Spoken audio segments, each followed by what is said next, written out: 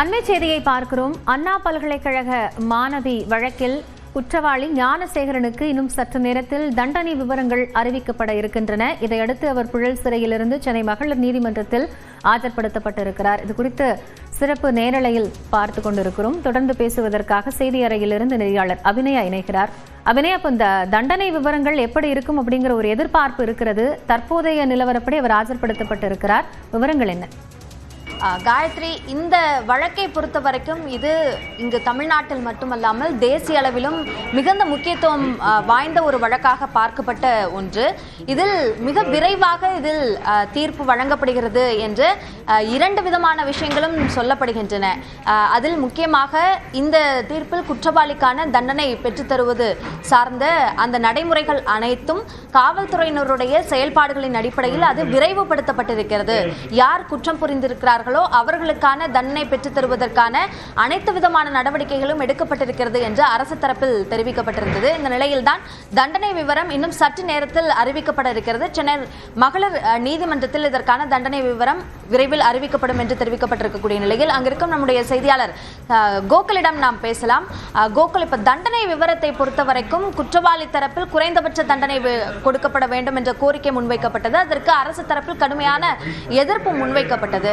என்ன எதிர்பார்ப்பு இருக்கிறது தண்டனை சார்ந்து?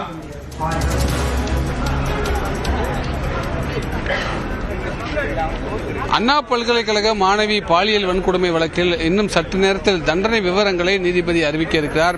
ஏற்கனவே இந்த வழக்கில் கைது செய்யப்பட்டிருக்கக்கூடிய ஞானசேகரன் தான் குற்றவாளி என்று மகளிர் சிறப்பு நீதிமன்ற நீதிபதி தீர்ப்பு வழங்கியுள்ள நிலையில் தண்டனை விவரங்கள் இன்னும் சற்று நேரத்தில் அறிவிக்கப்பட இருக்கிறது. 11 பிரிவுகளின் கீழ் குற்றவாளி என்று ஞானசேகரனுக்கு தீர்ப்பானது வழங்கப்பட்டிருக்கிறது.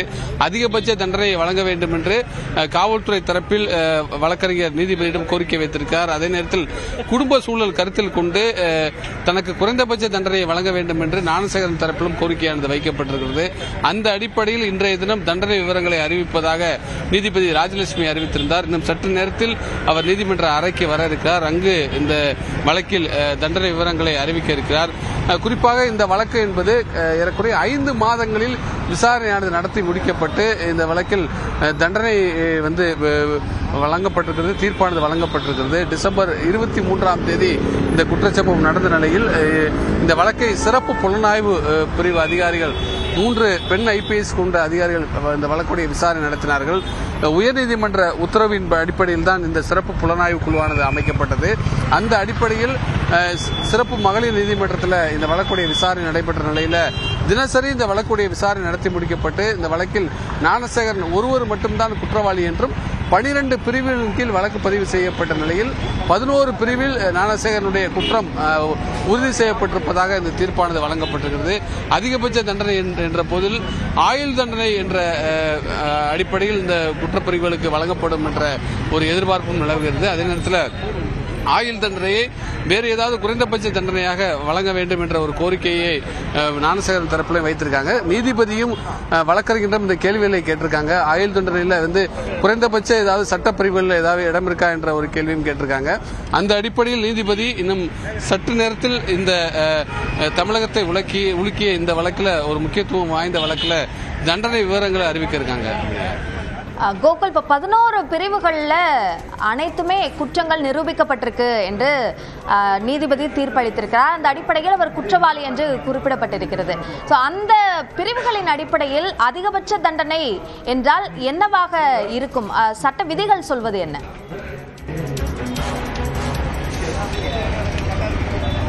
நிச்சயமா இந்த பிரிவுகளின் அடிப்படையில் ஆயுள் தண்டனை வழங்கப்படும் என்ற ஒரு எதிர்பார்ப்போடு தான் வழக்கறிஞர்களுடைய கருத்தாக இருக்கிறது.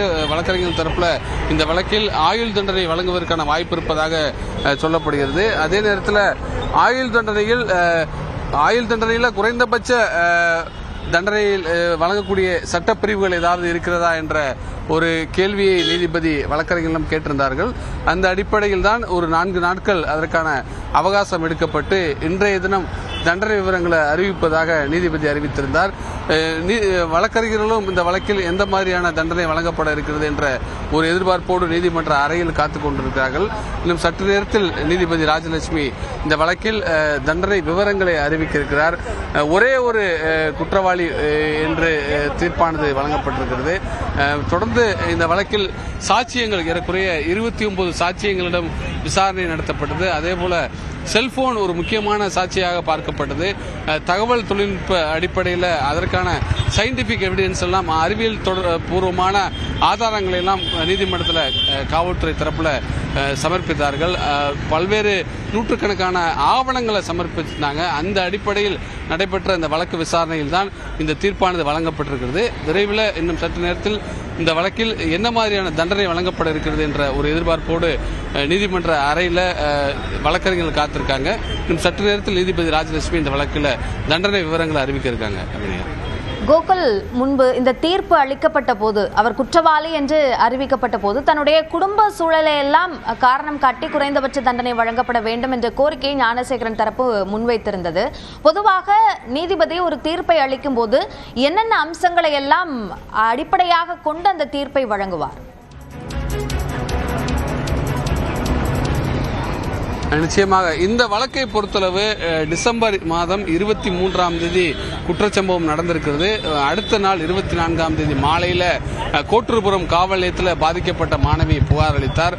கோட்டூர்புரம் அனைத்து மகளிர் காவல் நிலையத்தில் வழக்கு பதிவு செய்யப்பட்டு உடனடியாக தனிப்படைகள் அமைக்கப்பட்டது. பல்வேறு நபர்களிடம் காவல்துறை விசாரணை நடத்தினாங்க. குறிப்பாக அந்த பல்கலைக்கழக வளாகத்தில் பணியாற்றக்கூடிய தொழிலாளர்கள், மாணவர்கள் என பலரிடம் விசாரணை நடத்தியதில் சிசிடிவி காட்சிகளின் அடிப்படையில் ஒரு சந்தேக நபர், அதாவது கோட்டூர்புரத்தைச் சேர்ந்த ஞானசேகரன் போல இருப்பதாக சந்தேகத்தின் அடிப்படையில் தான் காவல்துறை கைது செய்தார்கள்.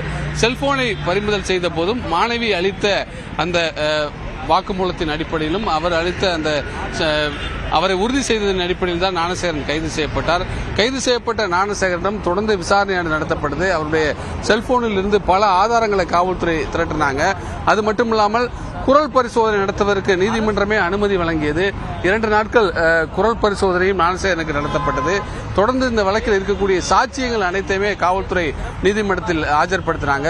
இருதரப்புடைய குறுக்கு விசாரணையும் நடைபெற்றது. ஞானசேகரன் தரப்பு வழக்கறிஞர்கள் இந்த வழக்கில் ஞானசேகரன் குற்றம் செய்தார் என்ற ஆதாரங்கள் இல்லை என்று தெரிவித்த போதிலும் காவல்துறை சமர்ப்பித்த நூற்றுக்கணக்கான ஆவணங்கள் அடங்கிய ஆதாரங்களும் அந்த சயின்டிபிக் எவிடன்ஸ் என்று சொல்லக்கூடிய அந்த அறிவியல் பூர்வமான ஆதாரங்களை ஏற்றுக்கொண்டுதான் இந்த நீதிபதி ஞானசேகரன் தான் இந்த வழக்கில் குற்றவாளி என்ற தீர்ப்பை வழங்கியிருக்கார். குறிப்பாக நீதிபதி குறுக்கு விசாரணையின் போது சாட்சியங்கள் அளித்த வாக்குமூலத்தை அடிப்படையாக வைத்தும், அதேபோல பாதிக்கப்பட்ட மாணவி அளித்த தகவலின் அடிப்படையிலும், அந்த வாக்குமூலத்தின் அடிப்படையிலும், காவல்துறை சமர்ப்பித்த ஆதாரங்களின் அடிப்படையில் 11 பிரிவின் கீழ் ஞானசேகரன் குற்றம் செய்தார் என்பதை உறுதி செய்து இந்த தீர்ப்பை வழங்கியிருக்கிறார். குற்றவாளி என்ற தீர்ப்பு வழங்கப்பட்டிருக்கிறது. 12 பிரிவின் கீழ் வழக்கு பதிவு செய்தாலும் அதில் நீதிபதி 11 பிரிவின் கீழ் ஞானசேகரன் தான் இந்த குற்றத்தை செய்திருக்கிறார் என்பதை உறுதி செய்து இந்த தீர்ப்பை வழங்கியிருக்கிறார். அந்த அடிப்படையில் தான் நீதிபதி இந்த தீர்ப்பை வழங்கியிருப்பதாக வழக்கறிஞர் தரப்பில் சொல்லியிருந்தாங்க. இன்னும் சற்று நேரத்தில் தீர்ப்புடைய விவரங்கள், தண்டனை விவரங்கள் வெளியாக இருக்கிறது. அதில் அதிகபட்ச தண்டனையாக ஆயுள் தண்டனை கிடைப்பதற்கு வாய்ப்பு இருப்பதாக வழக்கறிஞருடைய தகவலாக இருக்கிறது.